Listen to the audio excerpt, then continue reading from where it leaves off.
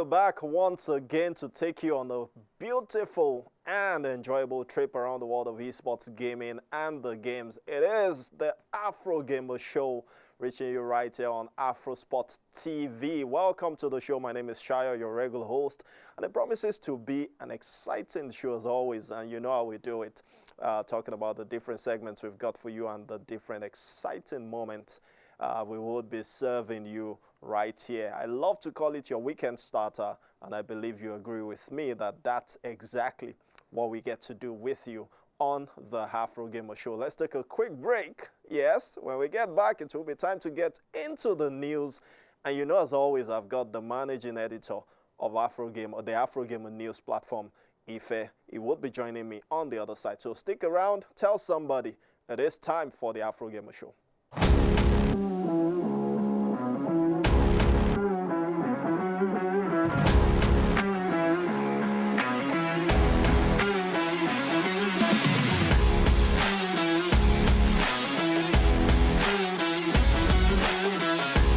All right, welcome back. Yes, indeed. I hope you've had an amazing week. I've had an enjoyable week, and I can say so for myself. And I want to believe Ife has, had a very decent week also. Ife, welcome to the show. It's time once again to delve into the news, and I'm sure the people out there are always looking out for your incisive analysis of what's happening around the world of esports, gaming, and the games.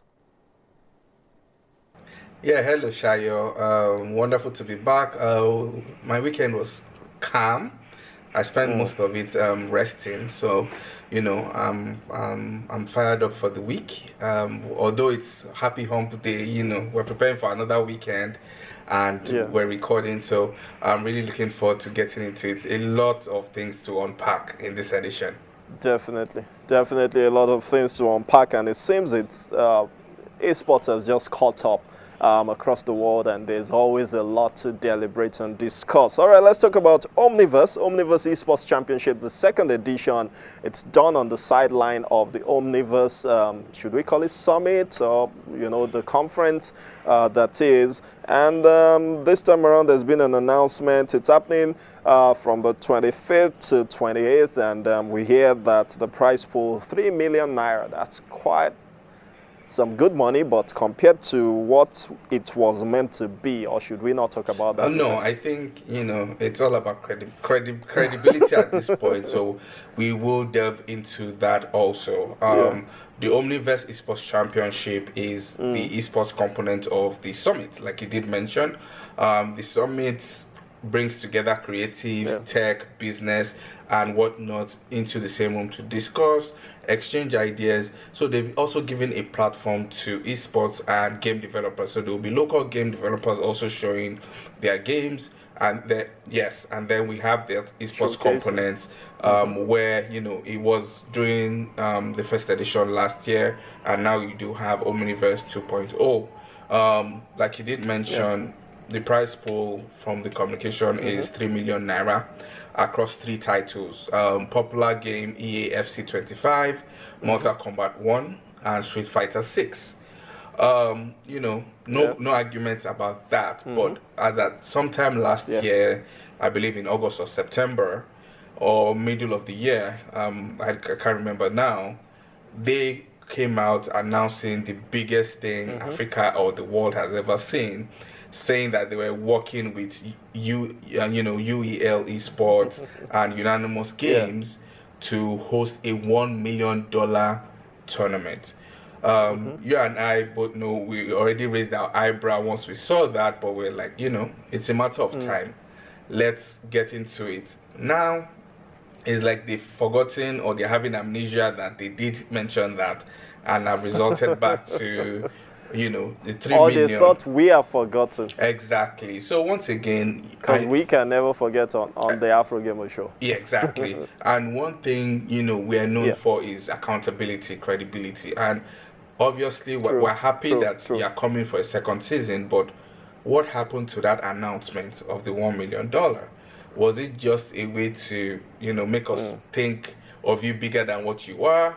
Get us excited. So once again, say it as it is. If it's 3 million, it's 3 million. The whole the whole what we're looking after is you being able to impact the lives of gamers.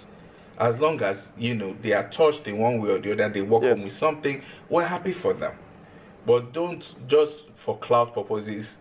Yeah, for cloud purposes, don't come and deceive and lie to us. But once again, we're looking forward to gamers coming out to the event, competing in those 3 titles, and then we're looking forward to winners being blessed with some amount out of that 3 million naira.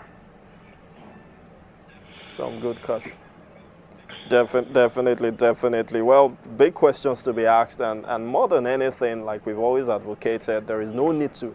In fact, the biggest deal in esports is not the prize pool, and I think the earlier we get, to live by that. It's not about the prize pool. There's much more that happens after it. I remember just in the course of the week, someone was talking about flag football now, and this is me digressing a bit, and he said that flag football will be at the next Olympics, but what they are concerned about is what happens after the Olympics. And that's the truth, because there's a 4-year window. So between now and the next Omniverse, there's a few months window, 9-10 months window. What happens in that time? You'll see that it's beyond. You'd have even finished spending the prize money you would win from there. So it's really important. Let's leave that now and talk about this one. And I love the fact that this is not core esports. It's talking about gaming, and it's as regards a report that has been developed, the 2025 African Games Industry Report, put together by KPMG, that's the leading audit firm, and Maliyo Games, yet another leading game studio out of Nigeria. This one talks about different markets, emerging markets, including Nigeria.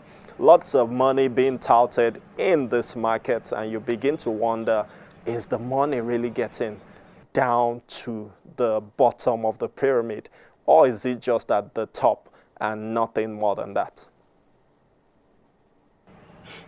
Yes, interesting news. One side of me is happy that, okay, we have a template. So, they've been working on this for years. I believe they released, a smaller version last year, and now, for credibility's sake, KPMG has been able to certify this. But from those that have spoken to yourself and other stakeholders, there are question marks as to, are these figures actually accurate? Fine, you are saying emerging markets, Brazil, India, Turkey, and Africa. So you are mentioning countries, but you're mentioning a region as a whole, a whole continent, which is okay. The top African countries shaping the continent. You have South Africa, Egypt, Nigeria, Kenya, and for the top mobile markets, Tunisia, Nigeria, South Africa, Algeria, Egypt, which is looking like the whole. That's a shock. Yes, it is. That's even a shock if Tunisia is the leading market for mobile. I was thinking it was going to be Nigeria on this, but it is Tunisia. But we're okay with it. Kenya doesn't even make the cut. Yeah. So I'm seeing that I'm seeing a few loopholes. But once again, because it's KPMG, we need to scrutinize properly. But the question now is, there's something you and I have discussed, is all these reports, even when the likes of media, BBC Africa, are talking about this game industry, they tag it or they peg it that it's a $1 billion industry. That's Africa now, not any other region. 1 billion. And the question I keep asking, which I've asked you, which you've asked me, I've asked other people, is this 1 billion sitting in Africa, the revenue, or it is going out? Because for you to say that a market is worth something, it needs to affect the life of the players in that industry. So, is the likes of Maliyo Games, let's ask other indie game developers, are they benefiting from that $1 billion? To me, I think all that is what publishers are making. So publishers from abroad, that is what they are making. I don't think it's up to $1 billion, but that is what they are making, which to me now defeats the purpose of how you're trying to position the market. Because that is not a good exactly. So that is not a good The picture market, yeah. to Because submit the real figures are to not here. an investor or the government, because it's you building a house with holes in the ceiling. Once it rains, it's going to flood the house. So I'm hoping that they can drill down and actually put a market value on what comes into Africa and stays in Africa. That is what I want to see. I'm not blown away by it's a $1 billion. That's because people are spending millions on Candy Crush, and the money is going to the publishers and not going to So it should cut across everyone. The game developers, stakeholders, people who, if I did voiceover for a game and money is made, then I should get paid. If I'm the one creating an esports component out of it. Bits with the music, Exactly. People who wrote the scripts. All right. Those are what we're talking about.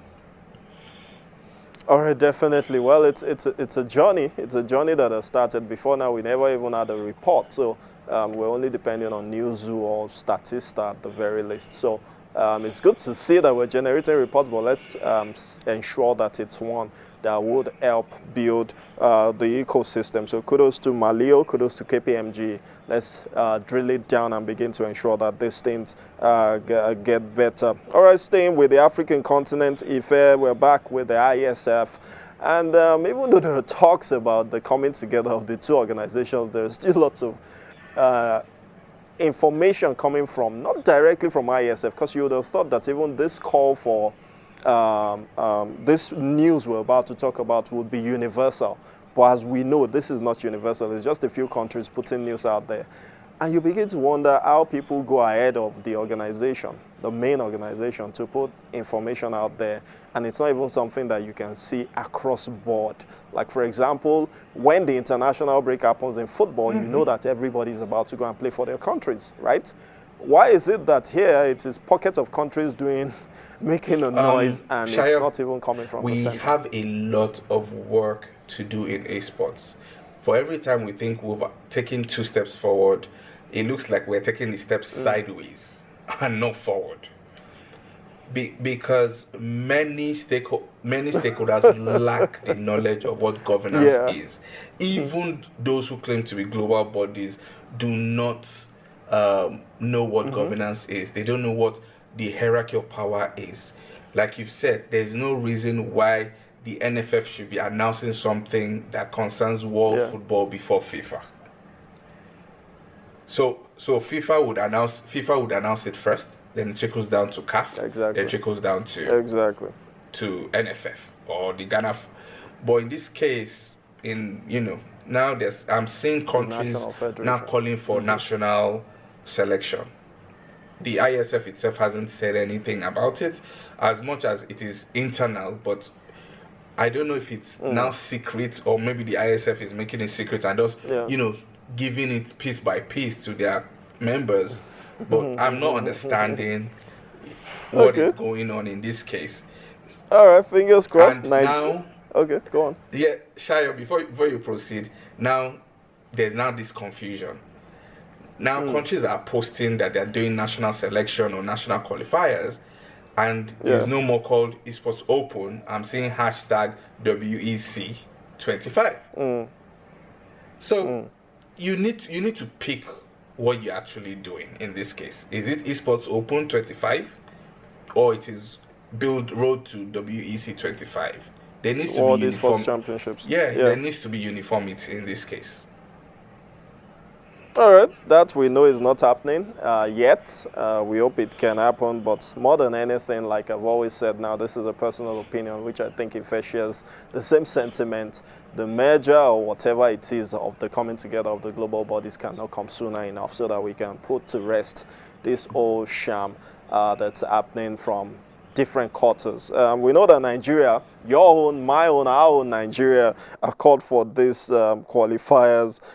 Same for Namibia, Djibouti, and a few other ones. And it's all about Mobile Legend Bang, I believe, IFE. Yes, so they are going for Mobile Legend. That's the only title. Okay. No, they are also calling for PUBG, more of the group ones. But Mobile Legend is PUBG Mobile. Yeah, it's top of the list. Oh, okay. Okay. Okay. All right, guys, let's take a quick break. We'll take a short break. When we get back, because there is still more to delve into in the world of news, and this time on the other side, that's going international, away from the African continent. We'll take a quick break with our retro, and our retro for today is about PC gaming, where we're taking you on a journey back to the year 2000 and looking at the FIFA game, which has become EAFC now, FIFA 2000 down to FIFA 98. The gameplay of that is our retro for today. When we get back, there's still more to discuss with Ife, so stick around.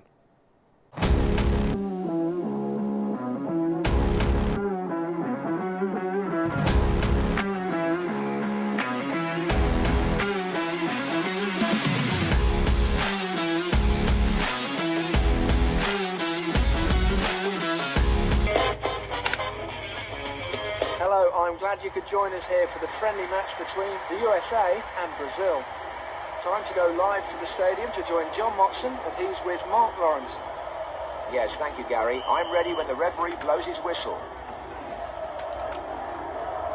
Roberto Carlos.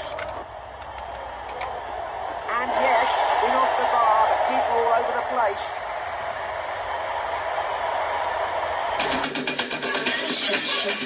Hello, we're here for the live match between Galatasaray and Inter Milan. Here's John Motson to talk you through the match, and with him, Chris Waddle. Yes, hello, and Chris Waddle's here with me. The weather just about perfect for football, Chris? I'm looking forward to this one. It's a great day for football. Good players on either side. It could go either way. So they gave him too much time and he took advantage. Great finish. He'll be pleased with that. Good finishing.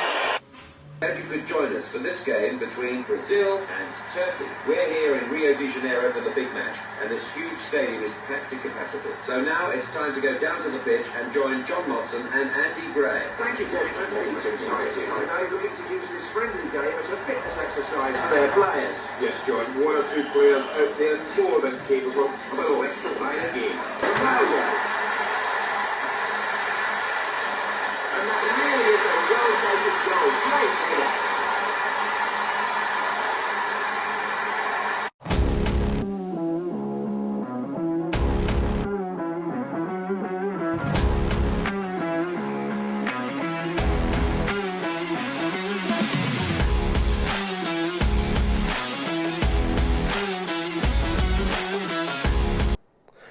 All right, welcome back. It's still the Afrogamer Show right here on Afro Sports TV. And you know, this is a joint project by Afro Sports TV and the Afrogamer News media platform, where we have the honor of always having the managing editor, Ife, with me. You know, you can always get on the website and get the very best of African news right there. Ife, I'm sure you played FIFA 2000. You played 98, you played 99, you played 2000. Oh, Of course you did. I actually played 2000, and that was my best. Fantastic. Till date. Fantastic. To me. Funny 2000 and what am I playing now? 2019 is my best.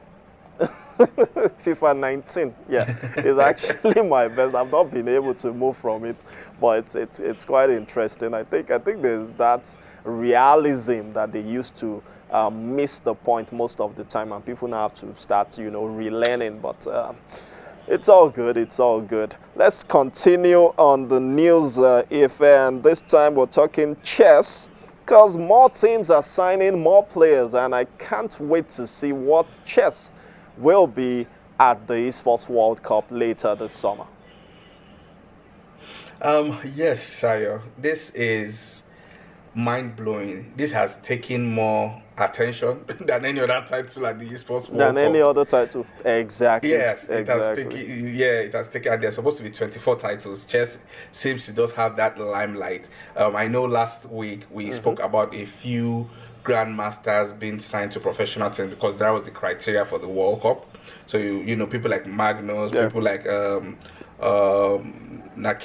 Ikaru, I'm sorry, signing. But since then, more have been able to get picked up by teams, because teams are also looking at that to beef up their squad, their lineups. You know, I'll just go through a list of new ones, which you'd see that video reel. For Team Liquid, they've been able to pick up another Grandmaster, Fabiano, Caruana. Forgive me for the last names, I might not pronounce them properly. And then Team Aurora have been able to sign Ian Nipominiachi. I will not by Don't myself. worry, don't bite yourself. And then you have Wesley So joining Team Navi. You have more guys joining Team Navi. Abdul Statorov. Then there's also Alexander. Yeah, and then you have Alexander, who has also joined Team Navi. Yeah, and then you have Vikoda Moruzini joining Team AGG. So what happens when this sign-on is done is that based on their world rankings, that allows the teams to also have their own rankings. So as at the so as at the moment, first seed also is Team Liquid, followed by Team Falcons, then Navi, then Aurora, then Team LGD, Team Genji, Team Vitality, Team Weibo, then AG Global. So the ranking of those players would put them already in those seeds. Then once they start to all challenge for that spot of 16, those power rankings will definitely change depending on how the contestants perform. So for example, the Esports World Cup. So for example, Team Navi has I think 4 players for chess. So if all 4 qualifies, obviously their ranking will move up from 3rd to maybe 2nd. So things like better. Yeah, exactly. Yes, so that is what, and we'll just keep monitoring it, and we'll keep bringing you more news on that on the Afrogamer news. Definitely, and that's with the eye of seeing whether an African will just break that glass ceiling. For me, the excitement of this particular move in the world of chess on chess.com is the fact that over time now we'll begin to see these guys get transferred from the different teams. 1, 2, the attention on their post-Esports World Cup tournaments and engagements would now even be more than it used to be before. And I'm sure you and I, when we went to the website, we saw a lot, and it means that much more would come, after this particular Esports World Cup. Let's move on swiftly and talk about the Olympic Council of Asia and had a forum where they talked technology, esports. We saw the pictures. I did a zoom in on some of the things on the screen, and I'm sure you know why. And I think those guys are on the right path. That makes you question what's happening. I know how far now. That kind of thing.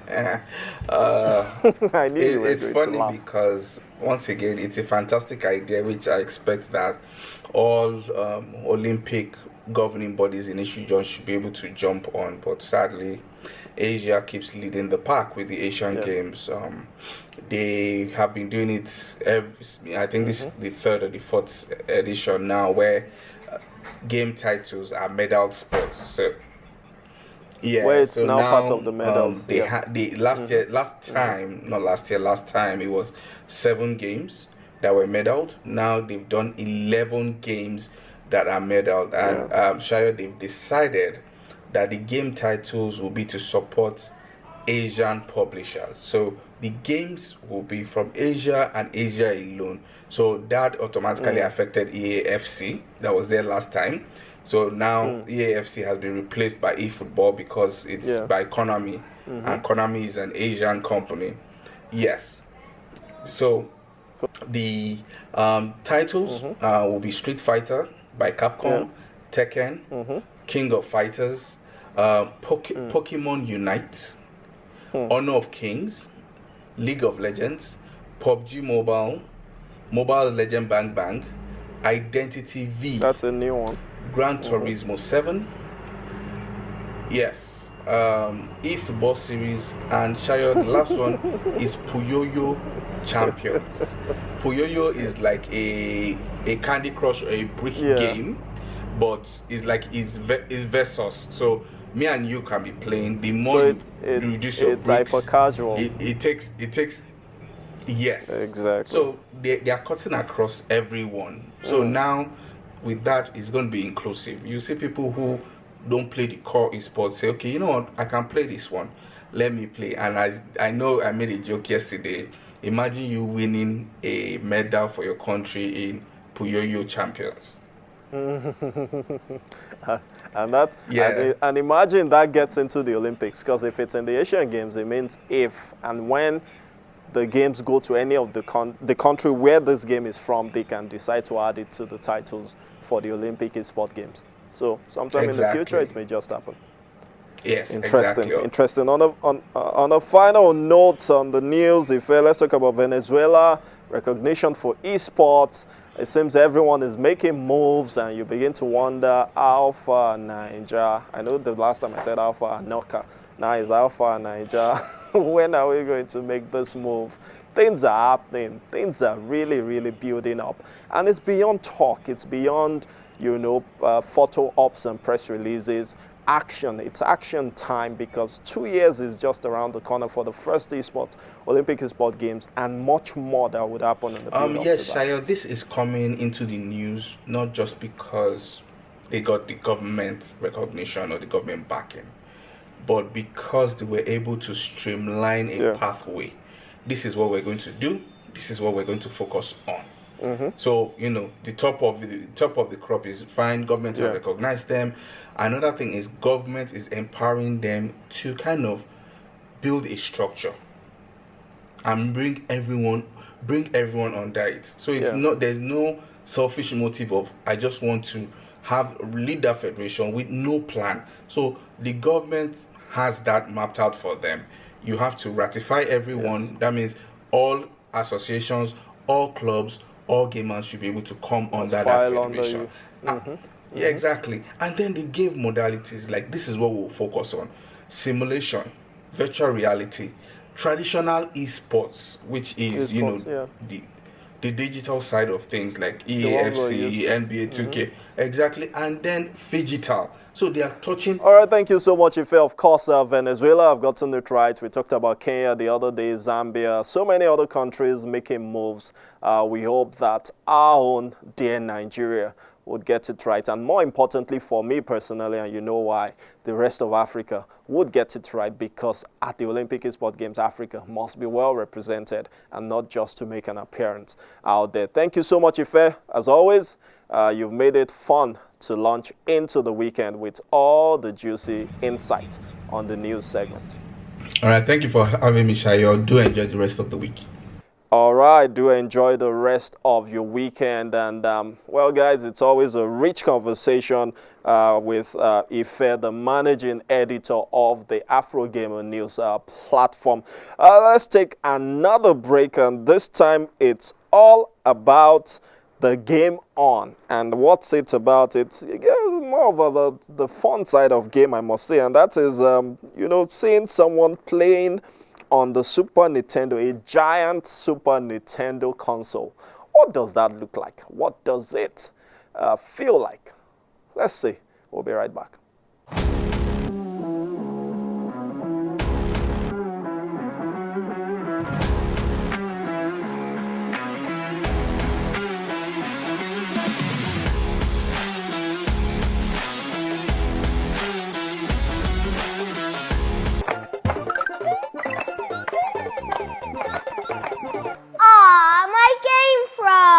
What's that?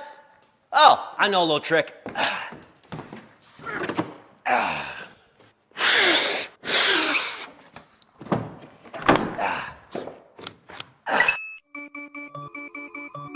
Works every time.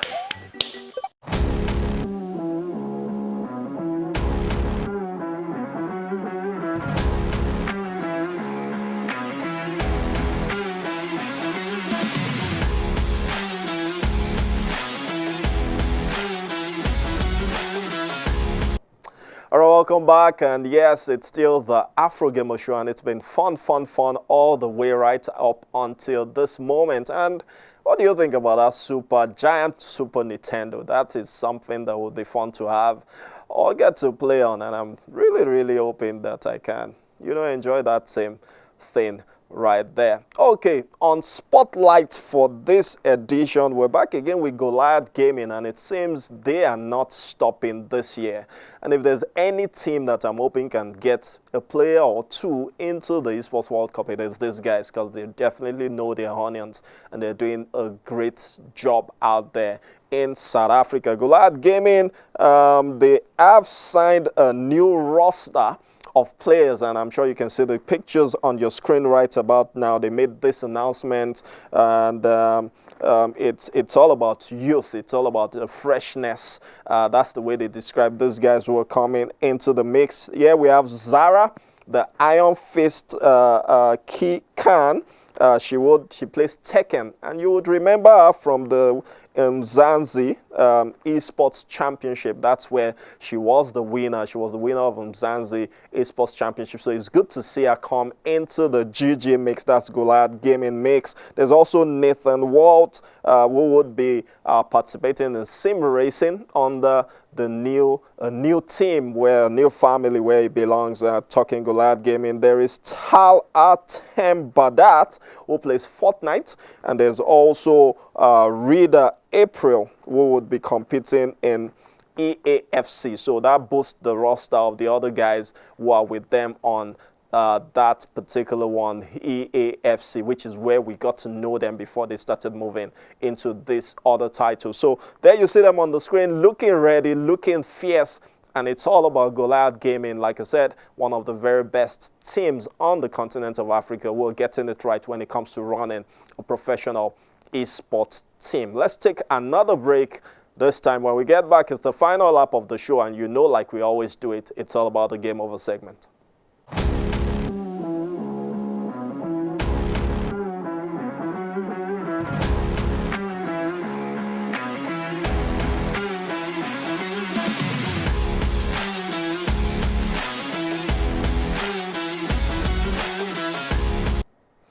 Alright guys, yes, we're getting ready for the weekend, and yes, like always, we always serve as your weekend starter on the Afrogamer Show, and it's time to go as always, even though we don't want to go, but it's always good to allow you, simmer, think about all you've heard, relish all you've heard, and look forward to the next episode of the Afrogamer Show. But we do not go without giving you the Game Over segment, and today we're talking about something that has been about all talk, and we're expecting the actions that would follow. So like I always try to say, come close. Let's talk about it. In the course of the month, say the past few days, there's been the International African Conference on Sport, CISA, which happened in Dakar, Senegal. And then in Lagos, there was the Africa Gaming Expo, which is majorly focused on the gaming sector, lotteries, betting, and the likes, but an esports element was added to it, just like it was added to CISA in Dakar, Senegal. And the big question is, it's good to see esports get into the mix of these conversations, different discussions, especially for me, for CISA, the interesting part was getting His Royal Highness Prince Faisal, the president of the IESF and Saudi Esports Federation, to come to Dakar in person and talk about how Africa is a focus for them in their drive for global growth of esports. But it's all this talk that gets us excited, and the big question is, when do we begin to see the action that would match all the talk? There is a lot to build, there's a lot to be done on the continent, and we can continue to talk about these things like we've always done in the past without the requisite action and tangible growth and impact that would show us that, yes, beyond the talk, at the end of this conference, this is what we achieved. At the end of this talk or this seminar, this is what we achieved. That is the way we believe that we can get to build what would be sustainable on the continent. Thinking development, thinking youth impact, and more than anything, thinking sustenance of the ecosystem that we so much love and believe in, that can generate us what we talked about earlier on about having a $1 billion industry.